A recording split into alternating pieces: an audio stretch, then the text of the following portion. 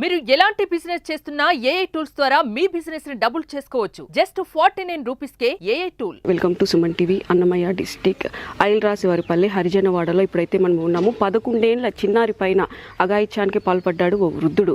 అతను ఇప్పుడైతే మరణించాడు. కాకపోతే ప్రసాద్ అనే ఒక యూట్యూబర్ ఉద్యోగం రీత్యా తన వైఫ్ తన హస్బెండ్ ఇద్దరు కలిసి కువైట్కి వెళ్ళారు. కాకపోతే ఆ చిన్న 11 ఏళ్ల పాపని బంధువుల ఇంట్లో వదిలిపెట్టి వెళ్ళారు. క్షేమంగా ఉంటుంది, జాగ్రత్తగా చూసుకుంటారు అనేసి.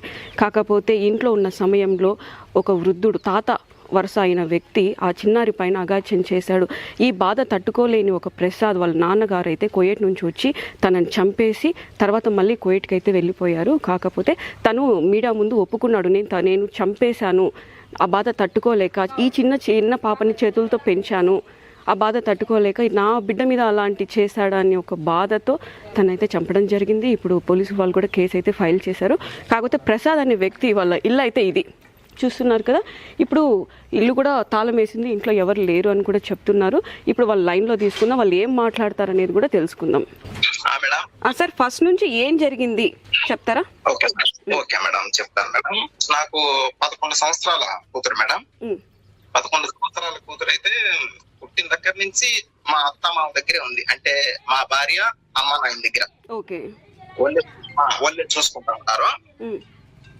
ఇంకా రీసెంట్ గా మా అత్త వాళ్ళ ఆర్థిక పరిస్థితి బాగలేక మా మర్దాలకైతే అప్పచెప్పి కువైట్కి అయితే వచ్చేసి వాళ్ళు అప్పచెప్పి వచ్చేటప్పుడు మేము అడిగినాం మా మరదల్ని, నువ్వు చూసుకుంటావా లేకపోతే మమ్మల్ని ఇంటికి వచ్చి మమ్మల్ని చూసుకోమంటారా? ఒక 4 నెలలకు, అంటే దగ్గరలో రంజాన్ ఉంది కదా, అవును, ఆ రంజాన్ వచ్చి మా బిడ్డను మేము చూసుకుంటామని అంటే లేదు నేను చూసుకోగలుగుతాను, మీరేం రావద్దు అని ఫస్ట్ మాకు నమ్మకం కలిగించింది.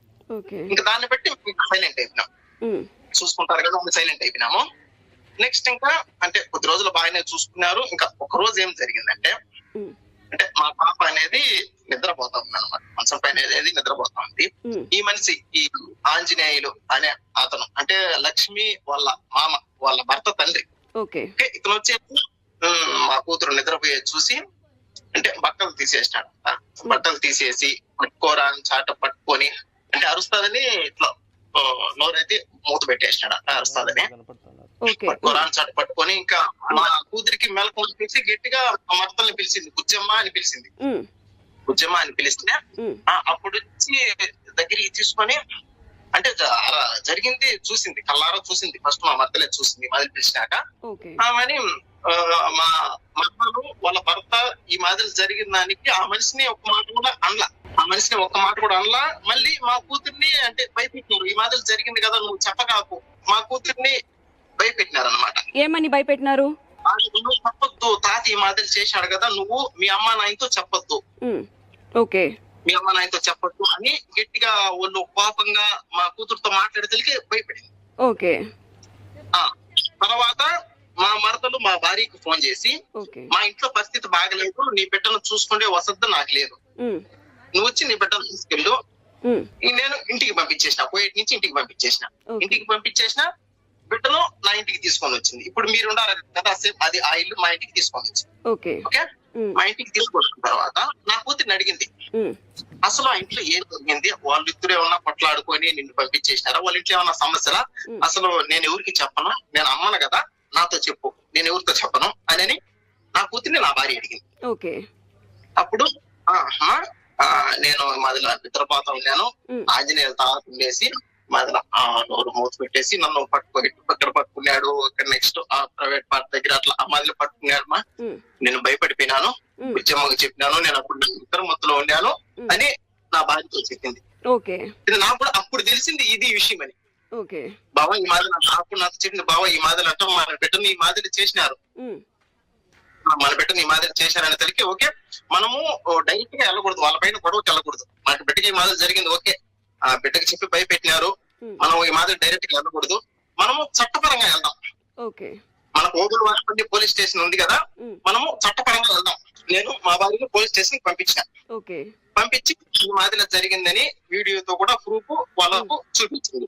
తర్వాత వాళ్ళని అయితే పిలిపించినారు, ఎవరిని మా మరతల్ని వాళ్ళ భర్తని ఈ మాదిరి చేసిన అతను ఈ మాదిరి జరిగి నాకు వాళ్ళు ఒక్క దెబ్బ కూడా అసలు కొట్టకుండా ఇది 2 మాటలు తిట్టి ఏదో సెటిల్మెంట్ చేసేసినట్టు మమ్మల్ని పంపించేసినారు. తర్వాత వాళ్ళని కూడా పంపించేసినారు. ఇంకా సరేలే, ఇంకా చట్ట ప్రకారం ఏది జరిగితే అది. ఇంకా పోలీసు వాళ్ళు ఏం చెప్పినారంటే మీ బిడ్డ జోలికి రాలే, మేము మాట్లాడినాము అని చెప్పేసరికి సరే ఏది జరిగితే జరిగింది, మా మంచి కోసమే కదండి మేము గమ్మలు వచ్చేసినాము. ఆయనకి అయిపోయింది. ఇంకా మా భార్య మరుసటి రోజు కోయట్కి రావాలి. కోయట్కి రావాలా. ఆ రోజు సాయంకాలము అంటే మా మరదలు మా భార్య సైడ్ బంధువులకు ఫోన్ చేసి మా మామ మా అక్క కూతుర్ని మాదిరి చేసి ఓబులారిపల్లి స్టేషన్ లో కంప్లైంట్ ఇచ్చింది. మేము దాన్ని డబ్బులు కట్టి ఆ కంప్లీట్ అనేది కొట్టేపిచ్చి మేము బయటకు వచ్చినాము. మేము డబ్బులు కట్టినాము. ఏం చేసుకున్నారు వాళ్ళు కేసు మామ ఈ మాదిరి చేసినా కానీ వాళ్ళు ఏం చేసుకోగలిగినారు అనే విధంగా రెచ్చగొట్టి మాట్లాడేసరికి ఒక్కవరకే కాదు మా భార్య సైడ్ బంధువులందరూ కూడా ఈ మాదిరి చేసి పబ్లిక్ చేసేసింది విషయం. ఎవరు? మీ మరదలు? మా మరదలు. నెక్స్ట్ వాళ్ళు ఇద్దరు భార్య భర్తలు మాట్లాడుకొని ఈ మాదిరి పబ్లిక్ చేసేసింది. తర్వాత మళ్ళీ మన బిడ్డ పరువు పబ్లిక్ కాకూడదనే కదా మనం సీక్రెట్ గా పోలీస్ స్టేషన్ కి వెళ్ళి ఈ మాదిరి చెప్పింది. మళ్ళీ ఈ మాదిరి పబ్లిక్ చేస్తున్నారు, నువ్వు మళ్ళీ పోలీస్ స్టేషన్ కి వెళ్ళు, పోలీస్ స్టేషన్ కి వెళ్ళి జరిగింది ఈ మాదిరి పబ్లిక్ చేస్తున్నారు, మీరేదో డబ్బులు తీసుకున్నారంట, డబ్బులు తీసుకొని వదిలేసినారా అని మా చెల్లెలు ఫోన్ చేసి చెప్తున్నాదని మళ్ళీ పోలీస్ స్టేషన్ కి వెళ్ళి మళ్ళీ చెప్పింది ఈ మాదిరి. చెప్తే మేము డబ్బులు తీసుకుంటామా, మేము అలా చేస్తామా, మేము అలా చేయము.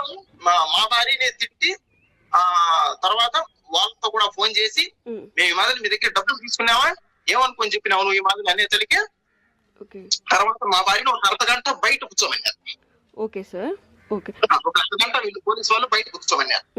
బయట కూర్చున్న తర్వాత ఆమెని అర్ధగంట అయిపోయిన తర్వాత ఈ పోలీసు వాళ్ళు లోపలికి పిలిచి ఈ మాదిరి మళ్ళీ నువ్వు పోలీస్ స్టేషన్ కి వచ్చి ఈ మాదిరి చెప్పిన దానికి మీ చెల్లెలు ఈ మాదిరి సూసైడ్ చేసుకునింది అంటే ఏదో తాగిందంట, పురుగుల మందు అదేదో తాగిందంట, ఆమె కానీ ఏదన్నా నీ మీద మర్డర్ కేసు పెడతాము, నువ్వు ఇరకపోతావు, నువ్వు ఎక్కడికి పోకుండా చేస్తాము, నువ్వు పోయేట్టు కూడా పోకుండా చేస్తాము అని అట్లా మాట్లాడారు.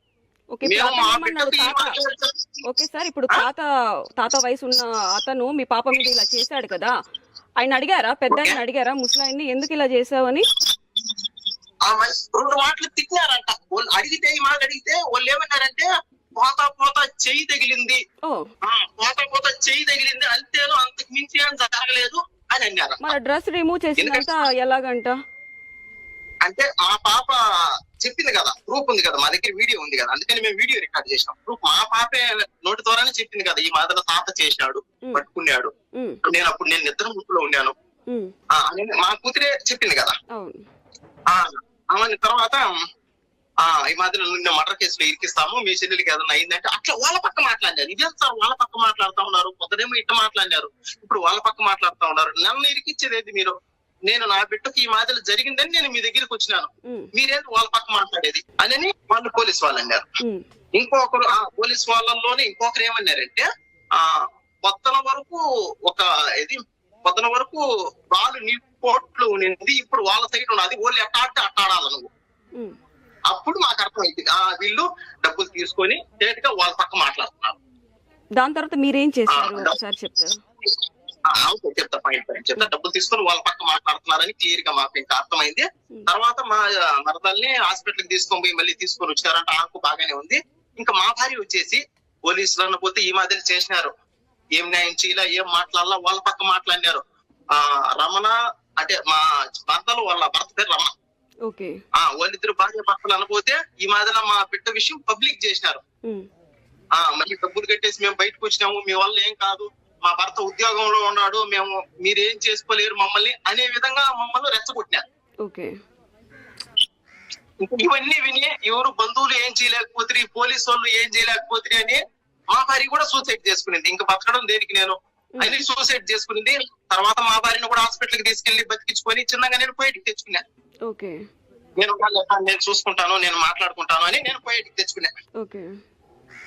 ఓకే, నేను పోయేటికి తెచ్చుకున్న తర్వాత అంటే మా మరదలు పబ్లిక్ చేసేసింది కదా, బిడ్డ విషయం పబ్లిక్ చేస్తుంది కదా, అంటే బంధువులకు తెలిసి ఈ మాదిరి మీరు ఏం చేయలేదా, వాళ్ళు ఏమో మీరు ఈ మాదిరి అంటే డబ్బులు కట్టించుకొని బయటకు వచ్చినారు, ఏం చేయలేదా అని అట్లా ఉంటే అసలు సమాధానం చెప్పలేకపోతే నేను ఒక తండ్రిగా.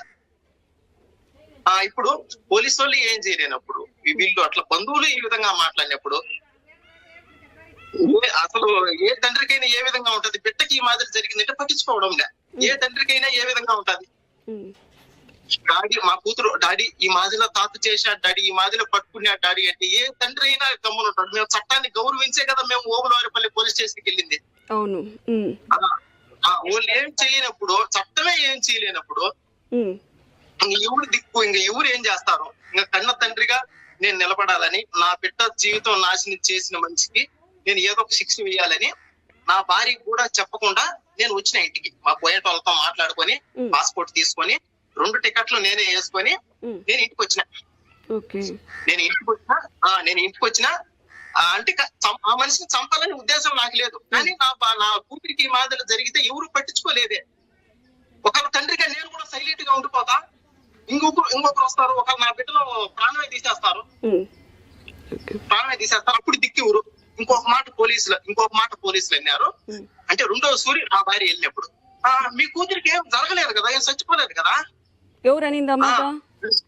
పోలీసు వాళ్ళు ఓబులవారి అంటే 2వ టిప్ వెళ్ళింది కదా.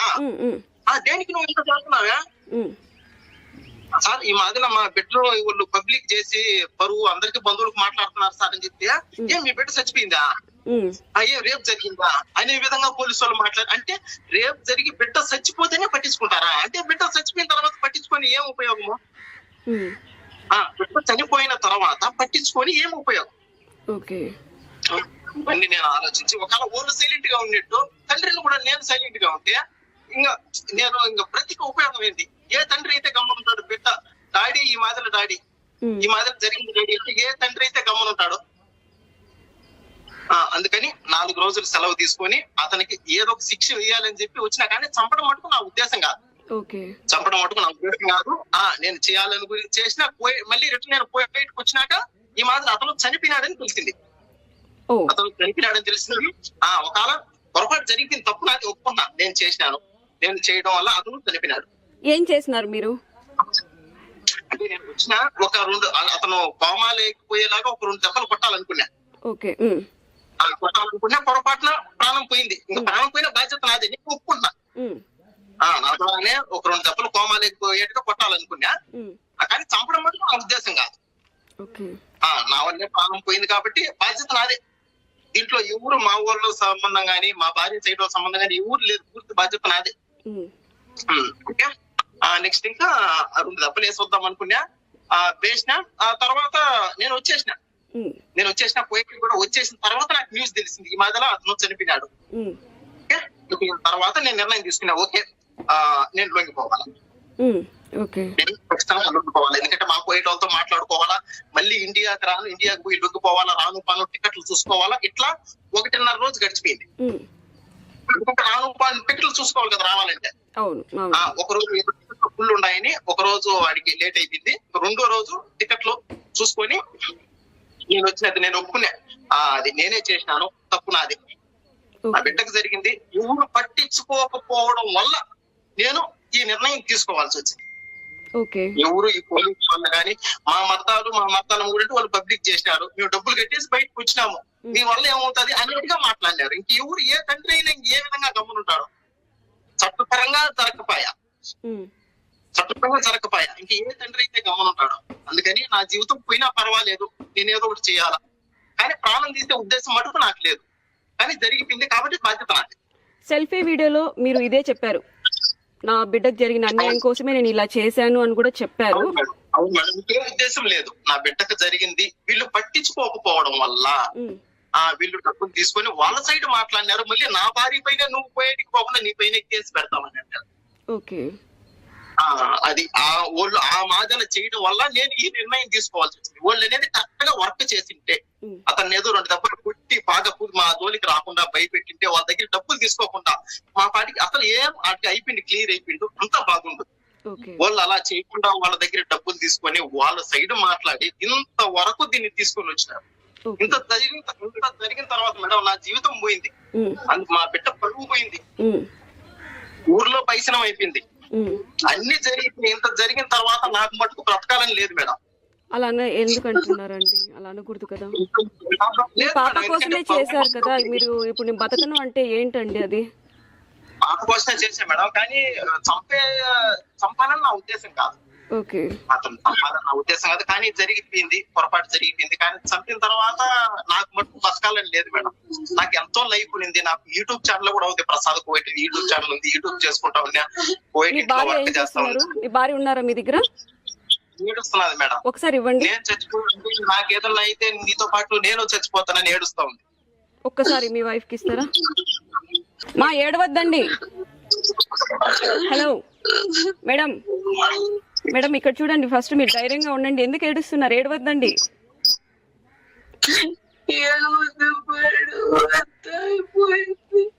Madam please.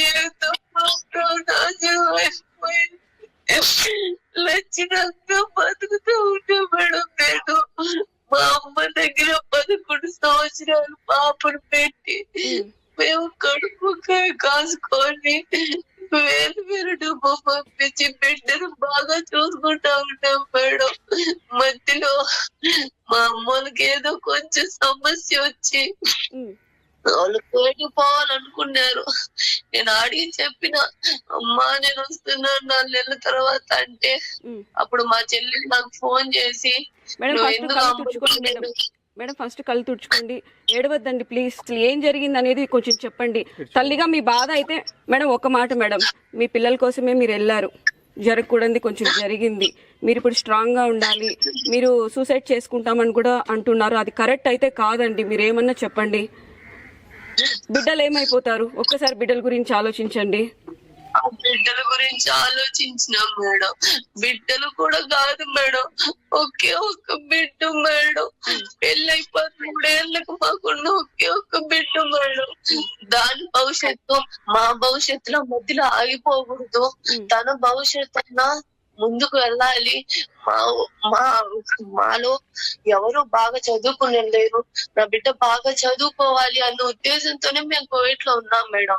ఆడికి కూడా మా అమ్మకి ఆర్థిక సమస్యలు వచ్చినాయి, వాళ్ళు మేము చూసుకోలేము నాన్న. ఇప్పుడు అంటే నేను 4 నెలల తర్వాత వస్తాను మామ, అప్పుడు దాకా ఇంకా 4 నెలలే అంటే, అప్పుడు మా చెల్లెలు భర్త ఇద్దరు ఫోన్ చేసి, మేమున్నాము, మేము ఈ పాపను చూసుకుంటాము, మేము ఈ తల్లిదండ్రులు అంటే, అప్పటికి నేను అన్నా మేడం, లక్ష్మి నీకు పిల్లలు లేరు, పిల్లలు ఉన్న వాళ్ళని పిల్లలు చూసుకోవడం కష్టం, నీకు పిల్లలు లేరు, ఏ విధంగా చూసుకుంటావు ఆ పిల్లని?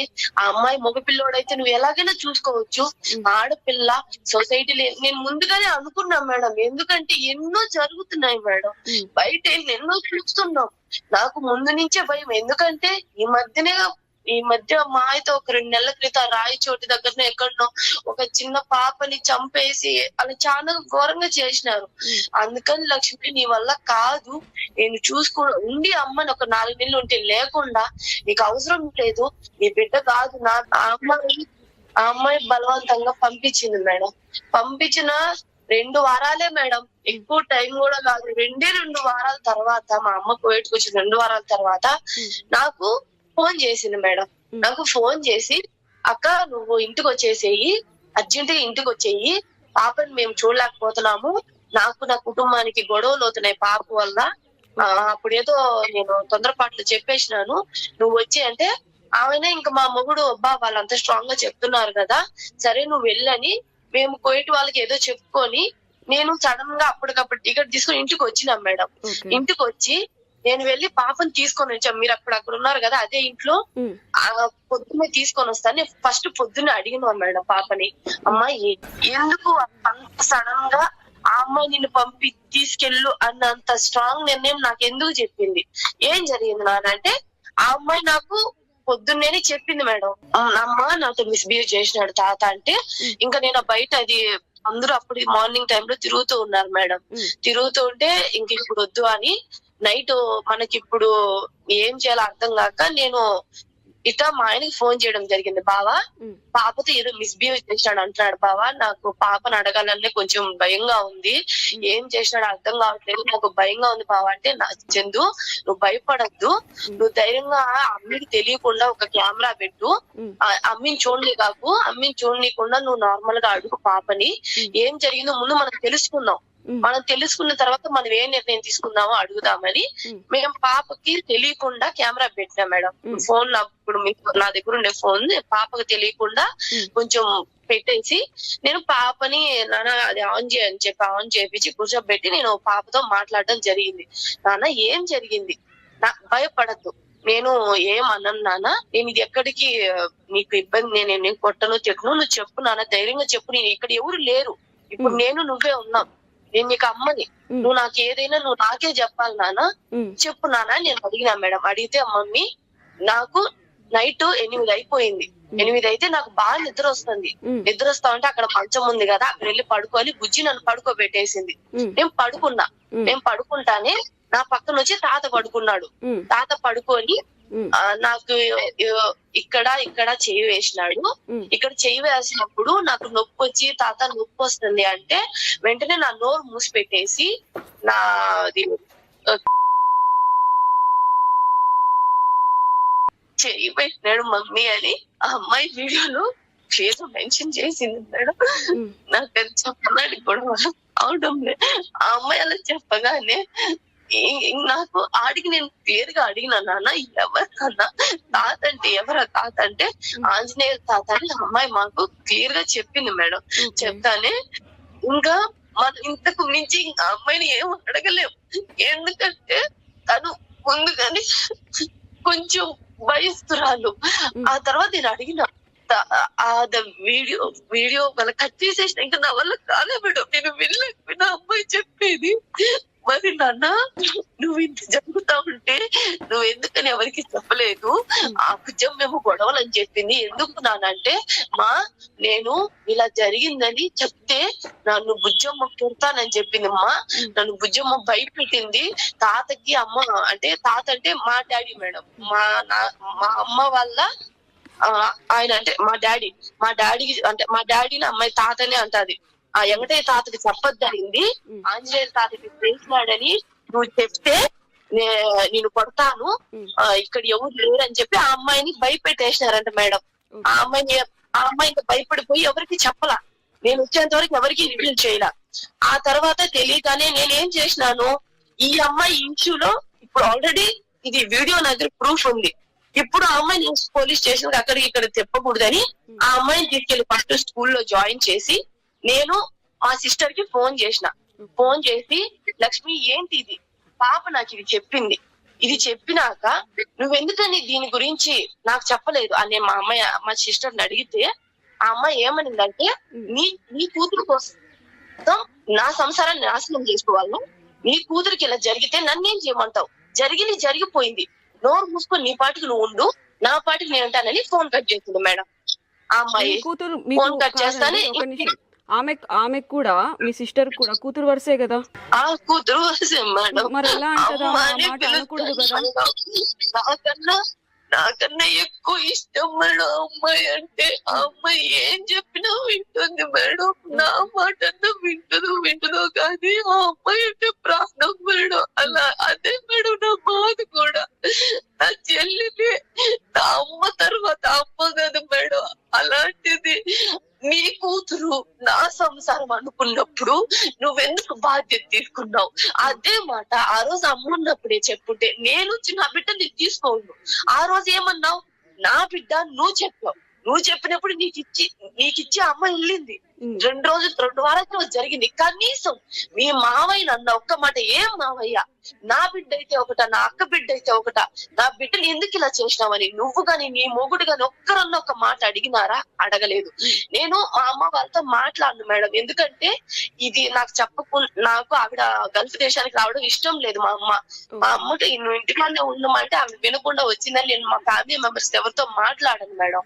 అందుకని నేను ఇంకేం అడగకుండా మా ఆయనకి చెప్పినా మేడం. చెప్తే అయితే ఆ అమ్మాయి అంత నిర్లక్ష్యంగా మాట్లాడుతుంది, మన బిడ్డకి ఇలా జరిగింది, మనం ఎవరి దగ్గర వినా మనకు న్యాయం జరగదు, మనం చట్ట ప్రకారం పోదాం, నువ్వు నేరుగా పోలీస్ స్టేషన్ వెళ్ళి కంప్లైంట్ ఇవ్వు, సార్ వాళ్ళు ఏం న్యాయం చేస్తారు మనం ముందు అడుగుదాంబా అని చెప్తే నేను నేరుగా వెళ్ళి నేను సార్తో ఏం చెప్పినా అంటే, సార్ నా పాపని ఇది జరిగింది మొత్తం సార్కి చెప్పిన, సార్ ఇలా జరిగింది సార్, ఓకే సార్ వాళ్ళని పిలిపించండి, ఎందుకంటే దీన్ని నేను ఇంటికాడికి వెళ్ళి కొట్లాడి గొడవ చేసి నేను చేయదలుచుకోను, ఎందుకంటే ఇది ఒక ఆడపిల్ల ఇష్యూ సార్, నాకు భవిష్యనం అవ్వకూడదు, నాకున్నది ఒక్కటే ఒక ఆడపిల్ల సార్, ఆ ఆడపిల్లకి ఇలా భవిష్యనం అయిపోతే నా జీవితం పోతాది సార్, నా బిడ్డకి ఏదన్నా అయిపోతాది. ఆ అమ్మాయిని పిలిచి ఇలా న్యాయం అడగండి సార్, ఆ పిల్ల నాకు సమాధానం చెప్పట్లేదు సార్ అంటే వాళ్ళ అక్కడికి పిలిచినారు మేడం. పిలిచిన తర్వాత ఆ అమ్మాయిని మీరు ఆ అమ్మాయి జోలికి వెళ్ళగాకండి, ఈ ఇష్యూ బయటికి సార్ కూడా చెప్పినాడు మేడం, ఎస్ఐ సార్ కూడా చెప్పినాడమ్మా, ఈ ఇష్యూ బయటికి రానివ్వకండి, మీరు ఎవరితో చెప్పకండి, ఆ అమ్మాయి ఎవరికి తెలియకూడదు అనుకుంటుంది, దీన్ని ఇక్కడ మానేసేయండి, మీ పాటికి మీరు వెళ్ళండి ఆ అమ్మాయికి అని చెప్పి అతను ఏం మాట్లాడలా మేడం, నా ఎదురుగా కూడా ఏం అనలా.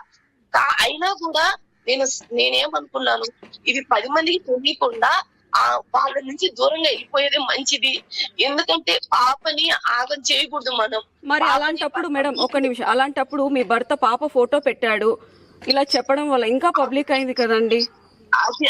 అదే మేడం, అది మీరు చెప్పాలనుకోలేం మేడం, అది ఎందుకు జరిగింది అంటే చెప్తా మేడం, పూర్తిగా వినండి. ఆ తర్వాత నేను ఇంటికి వచ్చేసిన మేడం, ఎందుకంటే అక్కడ సార్ వాళ్ళు చెప్పింది న్యాయం అనుకుని నేను ఇంటికి వచ్చేసిన మేడం, ఎందుకంటే ఆడపిల్ల ఇష్యూ మనం బయటికి తేకూడదని వచ్చేసిన మేడం.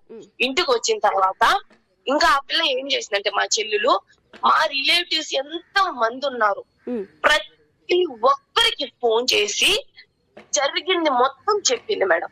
తర్వాత మాకు తెలిసిన ఒక రిలేటివ్ అక్కడనే హైదరాబాద్లోనే వేరే మనిషి ఉన్నాడు మేడం, నేను వాళ్ళ ఇంట్లోనే ఉన్నా మేడం. అతనికి ఫోన్ చేసినప్పుడు స్పాట్ లో నేను ఉన్నా మేడం, అక్కడే ఉంటే అతను ఫోన్ లిఫ్ట్ చేసి స్పీకర్ ఆన్ చేసినాడు మేడం. ఆన్ చేయగానే అతను ఏం చెప్పింది, ఆ అమ్మాయి ఏం చెప్పిందంటే, వాళ్ళు కేసు పెట్టారు, కేసు పెడితే మేము పోలీస్ వాళ్ళకి అంతో ఇంతో డబ్బులు ఇచ్చేసి కేసు లేకుండా మాట్లాడుకుని వచ్చేసినాం, సెటిల్మెంట్ చేసుకుని వచ్చేసినాం. వాళ్ళు కేసు పెట్టారు కానీ వాళ్ళు ఏం చేయలేకపోయినారు.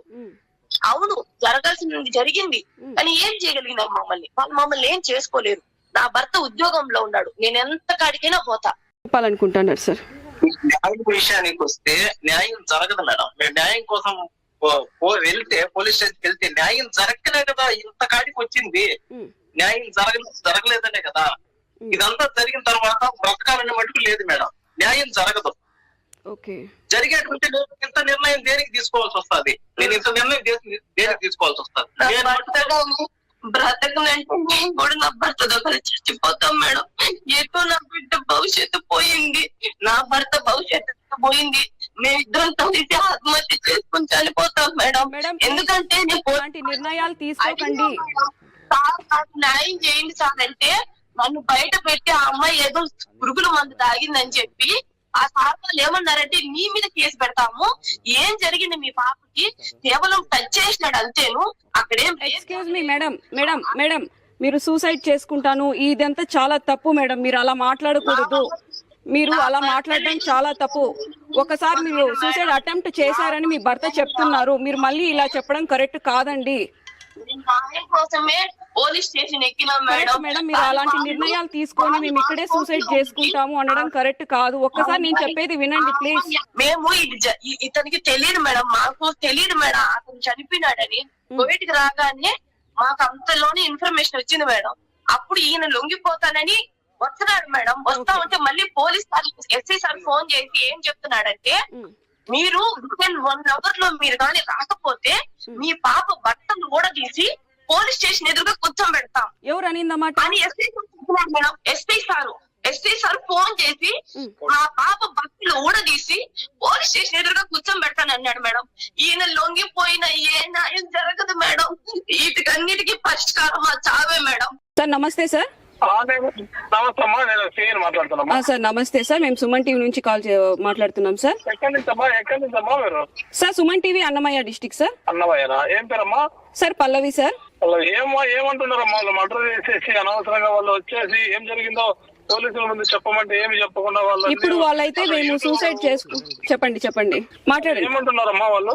సార్ మేము సూసైడ్ చేసుకోవడానికి రెడీగా ఉన్నాము, ఒక ప్లేస్ లో ఉన్నాము, మేము ఇప్పుడు చేసుకోవడానికి సిద్ధంగా ఉన్నాము అని చెప్తున్నారు. మేము ఆపడానికి ప్రయత్నిస్తున్నాం సార్, ఇలా చేసుకోవడం కరెక్ట్ కాదని నేను చెప్తున్నాను వాళ్ళకి. అంటే వాళ్ళు ఎక్కడ ఉన్నారంటమ్మా? సార్ ప్లేస్ అడిగితే చెప్పట్లేదు సార్, ప్లేస్ అడుగుతున్నాను చెప్పట్లేదు సార్. అంటే వాళ్ళు ఫోన్ లో ఉన్నారమ్మా లేకపోతే ఆడియోలో వీడియోలో ఉన్నారా? సార్ వీడియోలో ఉన్నారు సార్ వాళ్ళు. అంటే మనకు కోవిడ్ ఉన్నట్లున్నారా మన ఇండియాలో ఉన్నట్లున్నారా? సార్ లొకేషన్ అయితే బ్యాక్గ్రౌండ్ ఒక వాల్ మాత్రమే కనిపిస్తుంది. నేను వాళ్ళని ఆపడానికి ట్రై చేస్తున్నాను, సూసైడ్ చేసుకోవద్దండి అని చెప్పేసి. వాళ్ళైతే మాత్రం వినట్లేదు, నా మాట ఎంత చెప్పినా వినట్లేదు. మీకు కాల్ చేశారమ్మా వాళ్ళు? సార్ అవును సార్, మాకు కాల్ చేశారు సార్ వాళ్ళు. ఎప్పుడు సార్ నైట్ కాల్ చేశారు. నైట్ కాల్ చేసి మా బిడ్డకి ఇట్లా అన్యాయం జరిగింది, వాట్సాప్ లోను లేకుంటే అన్నిట్లోనూ స్ప్రెడ్ అయిపోయింది, మా పాపకి ఇలా చిన్న పాప కదా అని చెప్పారు. మేము అప్పటి నుంచి ఆపడానికే ట్రై చేస్తున్నాం సార్. స్ప్రెడ్ చేసింది వాళ్ళే కదా, మా పోలీసులు స్ప్రెడ్ చేయలేదు, పబ్లిక్ చేయలేదు, మీడియా చేయలేదు, స్ప్రెడ్ చేసిందే వాళ్ళే కదా. కరెక్టే అండి. ఇప్పుడు మీరు వాళ్ళకి ఏం చేసుకోవద్దండి అని ఒక్కసారి చెప్తారా వాళ్ళకి? అంటే నాకు ప్రశ్నకు వస్తే నేను చెప్పగలుగుతామా నేను? ఓకే సార్, నేను చెప్తాను. మీరు ఇచ్చినా కూడా మీరు ఆ నెంబర్, మీ నెంబర్ నుంచి నాకు కలిపినా కూడా నేను కూడా చెప్తానమ్మా. Okay sir. అయితే సార్ వాళ్ళ లైన్ లోనే ఉండారు, ఒకసారి చెప్పండి సార్. ప్రసాద్ గారు, ప్రసాద్ గారు సార్ లైన్ లో ఉన్నారు, ఒకసారి మాట్లాడండి. చెప్పాను క్లియర్ గా, వస్తాను సార్, రేపు వస్తాను సార్ అని చెప్పాను. నువ్వే యూట్యూబ్ అన్నింటిలో పెట్టేసి పాప అనవసరం స్ప్రెడ్ చేస్తాను. సరే ఓకే, బిడ్డ ఆవేదన ఉంటుంది, మేము కూడా కాదని గౌరవిస్తాం.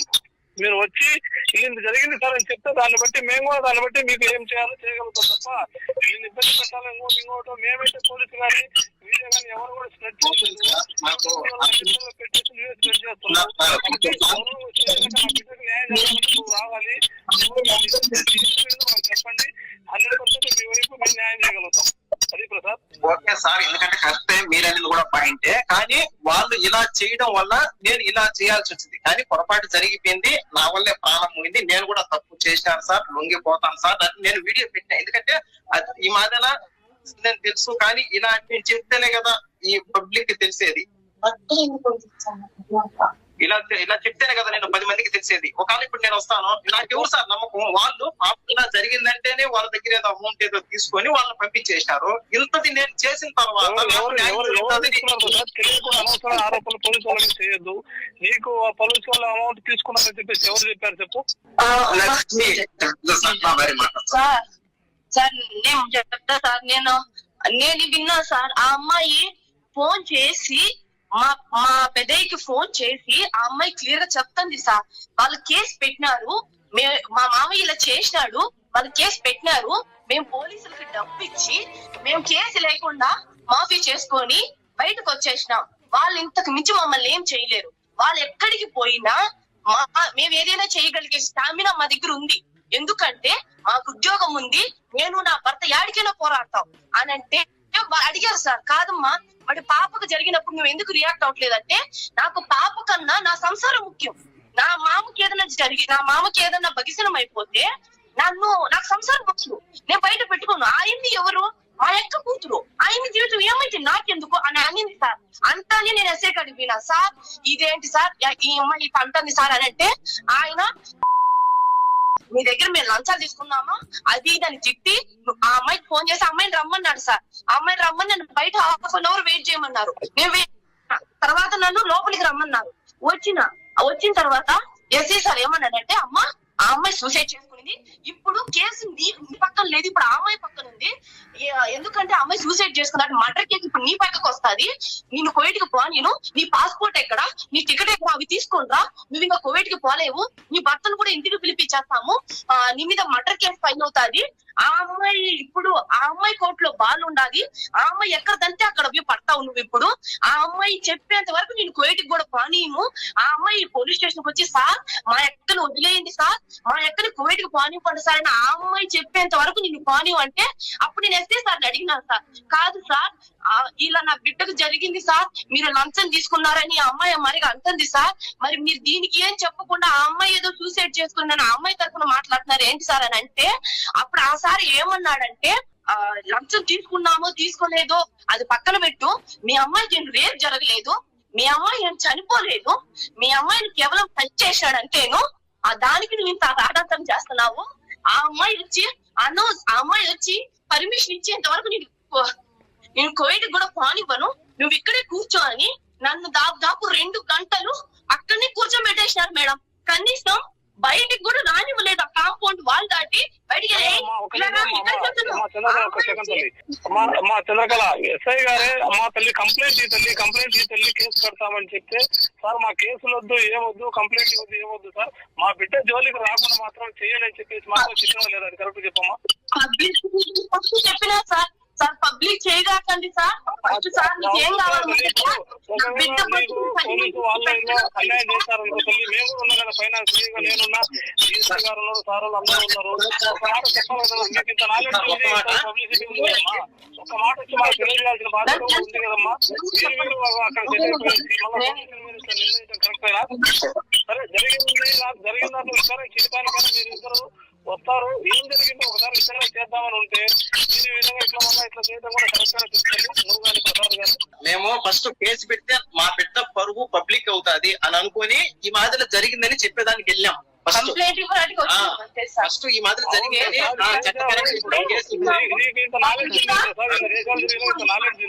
గౌరవంగా వస్తాను సార్ అని చెప్పేసి ప్రసాద్ ఏం జరిగిందో వచ్చి అసలు నీ వర్షం ఏముందో మాకు తెలియదు, దాని ప్రకారం నీ వైపు న్యాయం ఉంటే 100% మేము న్యాయం చేస్తాము అని కూడా చెప్పాను కదా సార్. వస్తాను సార్ అని చెప్పినావు, ఈ రోజు మార్నింగ్ వస్తానన్నావు, వాస్తవం నిన్న వస్తానని చెప్పినావు, రాలేదు. ఈ రోజు వస్తాయో అనుకున్నా, ఈ రోజు రాలేదు. కంప్లైంట్ ఇస్తున్నా సార్, నాకు నేను కంప్లైంట్ ఇవ్వడానికి వచ్చినా సార్, కేసు వద్దు సార్, ఎందుకంటే నా బిడ్డ భవిష్యత్తు నాశనం అయిపోతుంది. 10 మందిలోకి వస్తే 10 మందిలోకి రాకుండా న్యాయం చేయండి సార్. వాడికి మాదిరిగా చేస్తాడని మాకు బాధగా ఉంది సార్.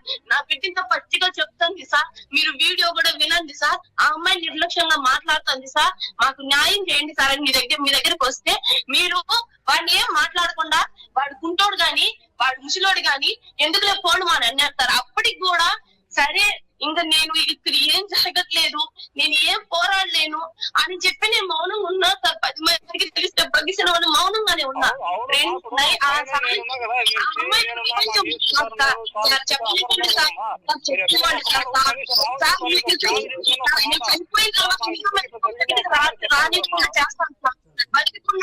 చెప్పనివ్వండి సార్. సార్ వినండి సార్, రెండోసారి నేను చెప్పినా సార్, సార్ నా కేసు కావాలి, నా కేసు సార్ నీ కేసు తీసుకోమ్మా, నీ కేసు ఏం లేదు, నీది కేవలం పట్టుకున్నాడు అంతే. ఇప్పుడు నీ కేసు కన్నా ముఖ్యంగా ఆ అమ్మాయి కేసు తెచ్చుకుంటాం, ఆ అమ్మాయిని మీద మర్డర్ కేసు పెడతాది.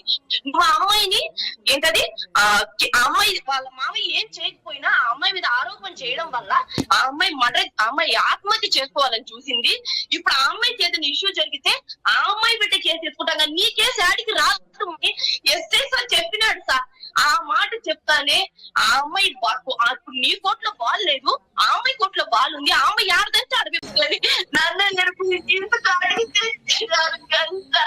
మీరు ఆ రోజు నాకు చేస్తుంటే నా భర్త తీసుకునేవాడు కాదు, నా కుటుంబంలో చేసుకుంటేది కదా సార్. ఇప్పుడు ప్రసాద్ గారు సార్ మాట్లాడుతున్నారు, ఎస్ఐ సార్ చూడండి, ఇదిగోండి లైన్ లో మాట్లాడండి. మాట్లాడుతున్నా, నీకు 100% నేను న్యాయం చేస్తాం. ప్రసాద్ నువ్వు చాలా తెలియగల వాడివి, మంచి భవిష్యత్తు ఉంది.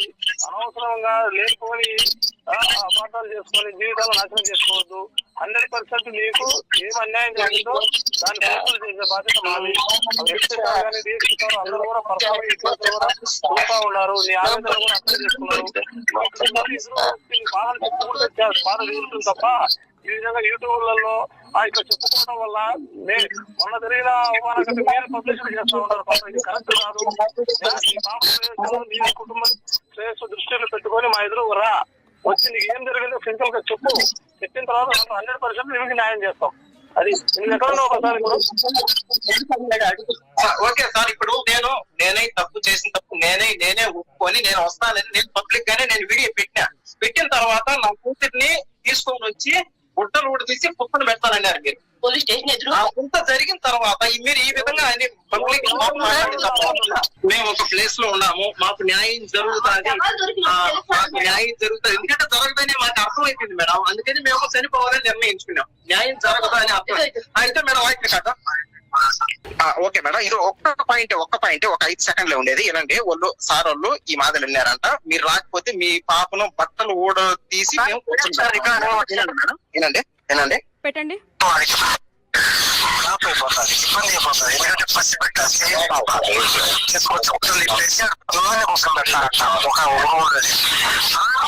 అదే మేడం, గుట్టలు ఊడదీసి అందరినీ ఒకటే రూమ్ లో కూర్చొని పెడతారంట. మా పాపకు ఇలా జరిగింది అని మేము కంప్లైంట్ ఇస్తే మా పాపను గుడ్డలు ఊడదీసి ఇంకేం న్యాయం చేస్తారు మేడం మాకు?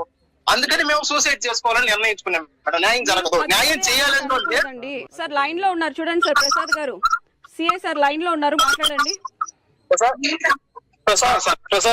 ఒకటి గుర్తుపెట్టుకుని నేను ఒకటే చెప్తున్నా, మేడం వాళ్ళు ఉన్నారు. ఇప్పుడు ఆ మాట్లాడిన వాయిస్ లో పోలీసు వాళ్ళు ఉన్నా వాళ్ళ మీద యాక్షన్ తీసుకుంటాం. ఒకటి లేదు, నీకు చెప్పిన పర్సన్ నాకు ఫలానా పోలీస్ అయినా నాతో అన్నాడు అన్నా అతని మీద యాక్షన్ తీసుకుంటాం. ఓకేనా? వాడు మధ్యలో మీ వాడికి మాకు పంపించింది ఎవరంటే ఇప్పుడు జనరల్ గా పబ్లిక్ ప్రసాద్ నేను మాట్లాడేది జనరల్ గా పబ్లిక్ లో ఏమంటారు, పోలీస్ స్టేషన్ పోలీసు వాళ్ళు పిలిచినారు, పోకపోతే గుడ్డలు తీసుకొచ్చబెడతారు అనే మాట ఎవడో పబ్లిక్ అని ఉంటాడు తప్ప పోలీసు వాళ్ళు ఎవరు ఆ మాట లేదు. ఒకవేళ అన్నట్లుగా రుజువు అయితే వాళ్ళపైన 100% మేము యాక్షన్ తీసుకుంటాం. ఒకటి ఓకే సార్, ఇప్పుడు ఆ మనిషి పంపించాడు ఎవరంటే మాకు పంపించింది మనీ, మాకు అతనే పంపించాడు. మనీ పంపించినాడు, నువ్వు రా, ఆ మనీ ఎవడో నాకు తెలుసు, నువ్వు నా దగ్గరికి రా, మనీని పిలిపిస్తా, మనీతో ఇదోసారి ఫలాని కానిస్టేబుల్ హెడ్ కానిస్టేబుల్ పోలీస్ వాళ్ళు ఓబులవారిపల్లి పోలీస్ వాళ్ళు సీరియస్ గా పట్టించుకుంటే ఇంత కాడికి వచ్చేదే కాదు, ఈ ప్రతి పాయింట్ పైన పెద్ద పెద్ద రాజకీయ నాయకులు Pawan Kalyan sir, Chandrababu Naidu sir, Lokesh sir వీళ్ళు ఖచ్చితంగా యాక్షన్ తీసుకొని మేము ఉన్నాము, మేము న్యాయం చేస్తాము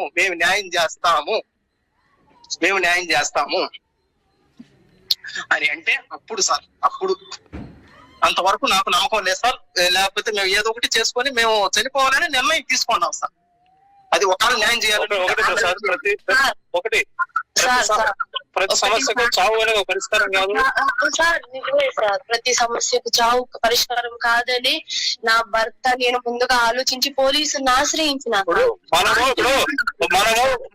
మనము ఒక తప్పు చేసి మనం చావు పోయినామంటే మనం నిజంగా మనం తప్పు చేసిన వాళ్ళమనే దానికి వెళ్ళిపోతుంది. నీ వైపు న్యాయం ఉంది వచ్చి సార్ ఇప్పుడు చెప్పిన వాళ్ళు మీడియా పరంగా నా భర్త ఉద్దేశం సోషల్ మీడియాలో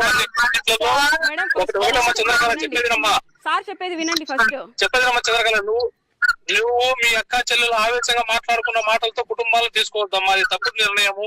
ఆవేశపడద్దు, మీకు అన్యాయం జరిగింది, సోషల్ మీడియా పరంగా కూడా పోయినారు, దాని పరంగా మా ఎదురుగా వచ్చి జరిగింది రాతపూర్వకంగా. ఇప్పుడు కూడా మీ చెల్లెల మీద ఇస్తావో ఇంకొకరి మీద ఇస్తావు, ఇప్పుడు కూడా ఇవ్వచ్చు, ఇవ్వు కంప్లైంట్ ఇవ్వు, కేసు కట్టి మేము విచారణ చేసి యాక్షన్ తీసుకుంటాం. కానీ చచ్చిపోతానంటే అది పరిష్కారం అయితే కాదు. మనం తప్పు చేయకూడదు. ఫస్ట్ ఒక బిడ్డ ఉంది, ఏం న్యాయం చేసుకున్నట్లు ఏం న్యాయం చేస్తారు సార్? పోయి నా బిడ్డ పరువులు వెనక న్యాయం అంటే ఏం కావాలి చెప్పమ్మా, న్యాయం అంటే ఏం కావాలి చెప్పు. తీసుకురాగలుగుతారా? పోయిన నా భర్త జీవితాన్ని వెనక తీసుకురాగలుగుతారా? పోయిన నా సంసారాన్ని వెనక తీసుకురాగలుగుతారా? మీరు చేయగలిగే ఇప్పుడు న్యాయం అంటే ఏం కావాలి చెప్పు, న్యాయం అంటే ఏం కావాలి చెప్పు, నువ్వు చెప్పు. ఇలాంటి పరిస్థితి తల్లిదండ్రులకి రాకూడదు. ఈ మాదిరిగా మా చావులతో మా కుటుంబం పోయినట్టు ఏ కుటుంబం పోకూడదు. నా భర్త చనిపోవాలి, ఎందుకంటే మేము చనిపోయిన శవాన్ని చూడాలంటేనే భయం సార్. అలాంటిది మేడం ఒక్క నిమిషం మేడం ఒక్క నిమిషం ఆగండి మేడం. వాసు ఈ మాదిరి చేయడం వల్ల నేను ఈ మాదిరి చేయాల్సి వచ్చింది.